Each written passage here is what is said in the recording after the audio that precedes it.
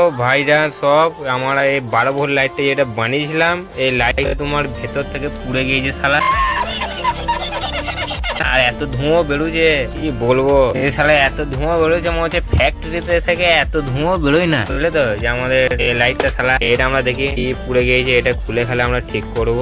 যে আমি এরপরে একটা স্ক্রু ড্রাইভার দিলাম, এই স্ক্রু ড্রাইভারটা করে আমি এখন খুলি, ভালোভাবে খুলি মালটা দেখি কি পুড়েছে। এই যে আমরা স্ক্রু ড্রাইভারটা করে স্ক্রুটা আমরা খুললাম, দেখি লাইটটা কি পুড়েছে। ওই শালা চিপকি গেছে ভাই। এই যে আমাদের ভেতরে তোমার এই যে তারটা পুড়ে গিয়েছে, আমরা এটাকে আবার ঠিক করব, তারপর তোমাদের রেজাল্টটা দেখাবো। ভালোই জোর ছিল, যে শালা ধোঁয়া বেরিয়ে গেল আচমকায়, লাইটও বন্ধ হয়ে গেলো, এদিকে আমাদের কাজও বন্ধ হয়ে গেল। এই যে আগেকার যে স্ট্যান্ড লাইটটা ছিল এটাতেই আমরা কাজ করছি। এটা এখন 12 ভোল্টে গুঁজবো। এই যে দেখলাম আমাদের 12 ভোল্টে এনে লাইট দিলাম, এনে সুইচটাও আমরা দিলাম, দেখছি জ্বলছে না লাইট। সমস্যাটা কি হচ্ছে, মেন আইসিটাই পুড়ে গিয়েছে। দেখো কালো পাড়া হয়ে গিয়েছে আইসিটা। আমরা এই মুহূর্তে লাইটটা একবারে ব্লক করে দিই।